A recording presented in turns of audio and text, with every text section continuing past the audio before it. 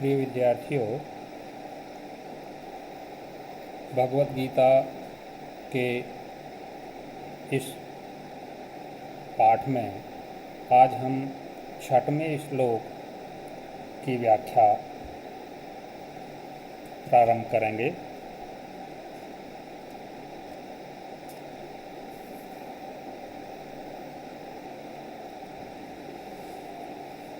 हमारे पाठ्यक्रम में निर्धारित द्वितीय अध्याय का 6वां श्लोक है। एक बार श्लोक आपके सामने है, इसका पाठ करेंगे। न चैतद्विद्मः कतरन्नो गरीयो यद्वा जयेम यदि वा नो जयेयुः यानेव हत्वा न जिजीविषाम स्तेव स्थिता प्रमुखे धार्तराष्ट्राः। न चैतद्विद्मः कतरन्नो गरीयो यद्वा जयेम यदि वा नो जयेयुः यानेव हत्वा न जिजीविषाम स्तेव स्थिता प्रमुखे धार्तराष्ट्राः। इस श्लोक में अर्जुन श्री कृष्ण से कह रहे हैं कि महाराज, बड़ी विचित्र स्थिति है। मैं ये नहीं जानता हूँ कि मेरे लिए क्या श्रेयस्कर है। ये भी नहीं जानता हूँ कि हम जीतेंगे या वो जीतेंगे। और विचित्र स्थिति तो ये है कि यानेव हत्वा न जिजीविषामः, कि जिन्हें मार करके मैं जीने की इच्छा नहीं कर रहा हूँ, वो ही प्रमुख धृतराष्ट्र के पुत्र सभी युद्ध के मैदान में मेरे सामने खड़े हुए हैं। देखिए, अन्वय देखिए। एतत् च न विद्मः नः कतरत् गरीयः।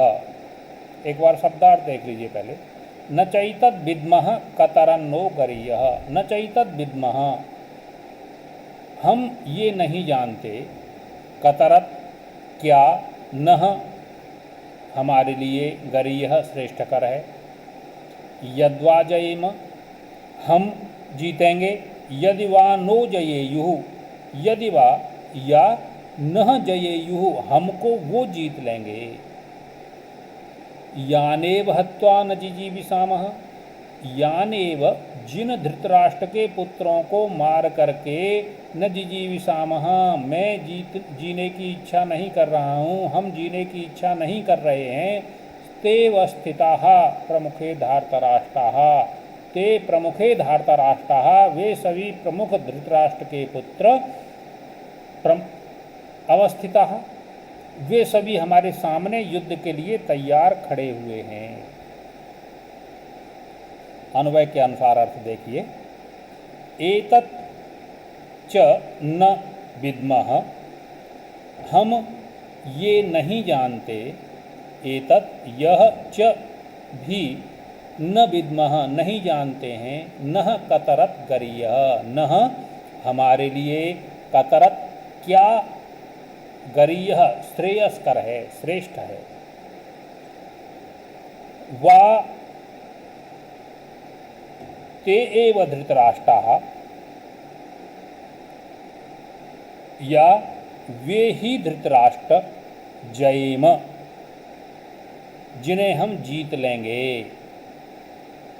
यदि वा न जयेयुः, और यदि न जयेयुः, हमको वो जीत लेंगे। यान हत्वा न जिजीविषामः, जिन धृतराष्ट्र के पुत्रों को मार करके हम जीना नहीं चाहते हैं। प्रमुखे धार्तराष्ट्राः अवस्थिताः, वे सभी धृतराष्ट्र के पुत्र युद्ध के मैदान में मेरे समक्ष खड़े हुए हैं। श्री कृष्ण से अर्जुन कह रहा है कि महाराज बड़ी विचित्र स्थिति है। मैं तो ये चाहता हूँ कि मैं अपने सगे संबंधियों को मार करके युद्ध नहीं जीतना चाहता, और अगर इन्हें मार के मुझे जीना पड़े तो मैं वह जीना भी नहीं चाहता हूँ। लेकिन दूसरी तरफ वो ही धृतराष्ट्र के सभी पुत्र मुझे मारने के लिए और हमें युद्ध में हराने के लिए उद्यत हुए सामने खड़े हुए हैं।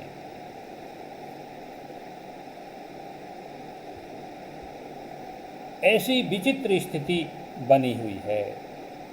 संस्कृत व्याख्या भी आप देख सकते हैं। एतच्च इदं चापि न विद्मः न जानीमः नः अस्मभ्यं कतरत् किं युद्धम् अयुद्धं वा गरीयः श्रेष्ठः यद्वा जयेम अथवा जयं प्राप्नुयामः यद्वा ते न जयेयुः अथवा ते एव धृतराष्ट्रस्य पुत्रा एव अस्मान् जयेयुः, हम लोगों को जीत लेंगे। यान कौरव बंधुबान्धवान् हत्वा युद्धे मारयित्वा वयं न जिजीविषामः वयं जीवितुं न इच्छामः ते एव धार्तराष्ट्राः भीष्मद्रोणप्रमुखाः दुर्योधन इत्यादयः योद्धारः प्रमुखे अस्मत्समक्षे युद्धाय कृतनिश्चयाः अवस्थिताः सन्ति। अब इसकी व्याकरणात्मक टिप्पणियाँ देखिए कुछ। प्रमुखतया हम व्याकरणात्मक टिप्पणियों में संधि और समास की ही चर्चा कर रहे हैं, कुछ धातुओं का भी परिचय दे रहे हैं। चैतद विद्मः, यहाँ पर दो संधियाँ हैं, च प्लस एतद प्लस विद्मः। च अ और ए दोनों मिलकर के यहाँ वृद्धि रेचि से वृद्धि संधि होगी, चैतत। चैतत प्लस विद्मः जलान जसो अंत्य से त को द होकर चैतत विद्मः। इसी प्रकार कतरन नो, कतरत प्लस नो, कतरत प्लस न यरोन्नास के अन्नासिको वा सूत्र से त को न कतरन नो, यहाँ पर अनुस्वार संधि है। कतरन नो गरीयः, यहाँ पर विसर्ग संधि है। कतरत नः प्लस गरीयः, विसर्ग के बाद में ग होने पर हसी च सूत्र से विसर्ग को उ आदेश और आद्गुण से अ और उ दोनों मिलकर के ओ। तो इस प्रकार कतरन्नो गरीयः विसर्ग संधि। ते वस्थिताः, ते प्लस अवस्थिताः, यहाँ पर पूर्व रूप संधि है। इस प्रकार ये अपना श्लोक पूर्ण हुआ। अब अगला श्लोक देखिए। अगले श्लोक में भी वही भूमिका है। श्री कृष्ण से अर्जुन कह रहा है कि महाराज मेरी स्थिति बड़ी विचित्र है, मैं ये समझ नहीं पा रहा हूँ कि मुझे क्या करना चाहिए क्या नहीं करना चाहिए। ऐसी स्थिति में मैं सर्वथा आपके समक्ष शिष्य के रूप में खड़ा हुआ हूँ, आप ही कृपा करके मुझे रास्ता बताइए। शिष्यस्तेहं साधिमां त्वां प्रपन्नम्। कार्पण्य दोषोपहत स्वभावः पृच्छामि त्वां धर्म सम्मूढचेता। यच्छ्रेयस्यान्निश्चितं ब्रूहि तन्मे शिष्यस्तेहं साधिमां त्वां प्रपन्नम्। एक बार और पाठ कीजिए। कार्पण्य दोषोपहत स्वभावः पृच्छामि त्वां धर्म सम्मूढचेताः। यच्छ्रेयस्यान्निश्चितं ब्रूहि तन्मे शिष्यस्तेहं साधिमां त्वां प्रपन्नम्।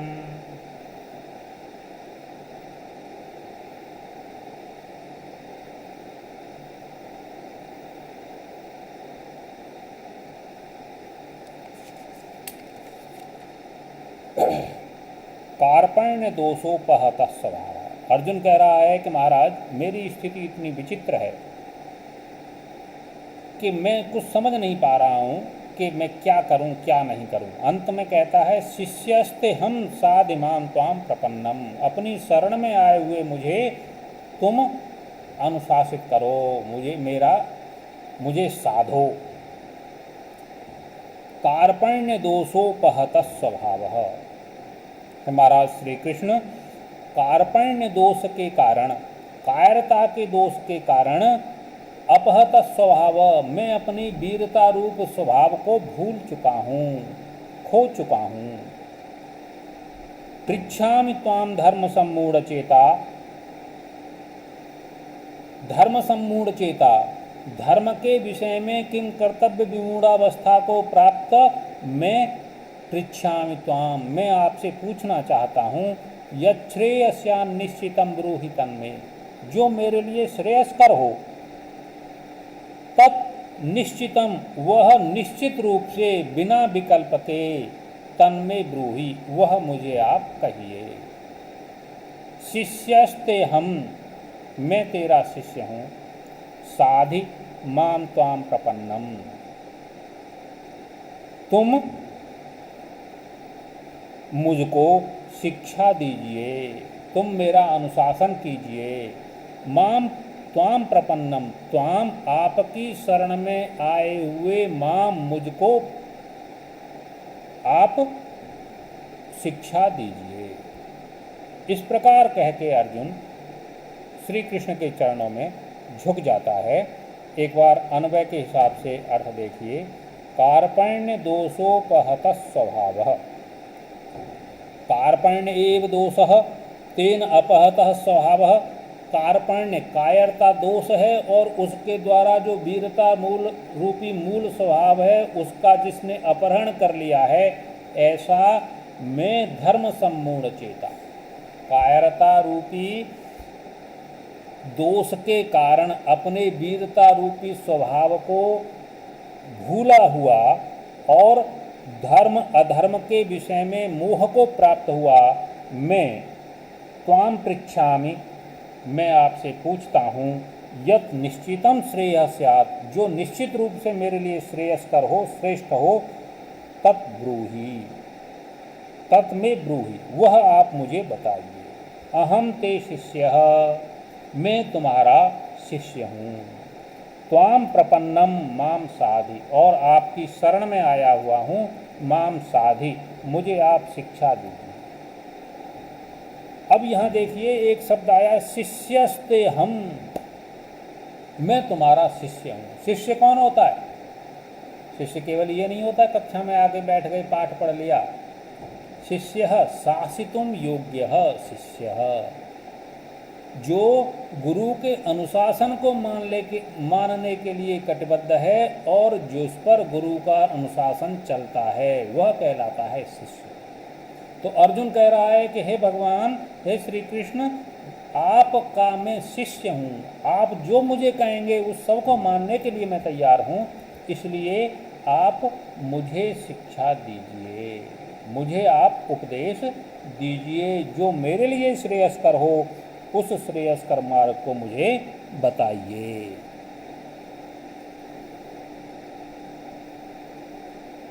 इसमें संस्कृत व्याख्या आप देख सकते हैं। कार्पण्य दोषोपहत स्वभावः दैन्य दोष नष्ट वीरतादि स्वभावः धर्म सम्मूढ़ चेता कर्तव्य निर्णये मोहित चित्तः अहम त्वाम कृष्णं पृच्छामि जिज्ञासया प्रश्नं पृच्छामि यत् निश्चितं यत् धर्म अधर्म विषये निर्णीतं तथ्यं स्यात् मह्यं च श्रेयस्करं स्यात् तत् ब्रूहि तत् मां कथयतु तत् मां वदतु। अहं ते शिष्यः, अहं ते अनुशासितुं योग्यः शिष्यः अस्मि।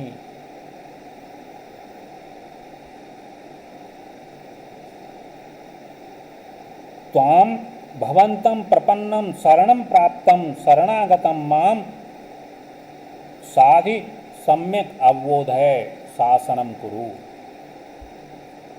इसकी व्याकरणात्मक टिप्पणियाँ आप एक बार देख सकते हैं। कार्पण्य दोषोपहत स्वभाव, दोषोपहत यहाँ पर गुण संधि है, दोष प्लस उपहतः अ उ मिलकर के आत गुणा से गुण संधि ओ हुआ। यत श्रेय, यत प्लस श्रेय, त के बाद में स है, स्तुश्चु से चुत्त संधि, त को च आदेश, स के बाद में स होने पर षष्ठोष्ठी से स को छ आदेश। यत श्रेय, स्यान निश्चितम, स्यात् प्लस निश्चितम, ता को न, यरो अन्नास के अन्नासिको आ सूत्र से अनुस्वार संधि है। शिष्यस्ते हम, शिष्य प्लस ते प्लस अहम, पहले विसर्ग को स आदेश हुआ, शिष्यस्ते, शिष्यस्ते अहम पूर्व रूप संधि होकर के शिष्यस्ते हम। पृच्छामि, पृच्छ धातु लट लकार उत्तम पुरुष एक वचन का रूप है। ब्रूहि, ब्रू धातु लोक लकार मध्यम पुरुष एक वचन का रूप है। इन श्लोकों को आप भली भांति अध्ययन कीजिए, एक बार बोलने का अभ्यास अवश्य कीजिए, क्योंकि भाषा बिना बोले हृदयंगम नहीं होती। आप जितना अच्छा इनका उच्चारण करेंगे आपको उतना इसे पढ़ने में आपको आनंद आएगा। धन्यवाद।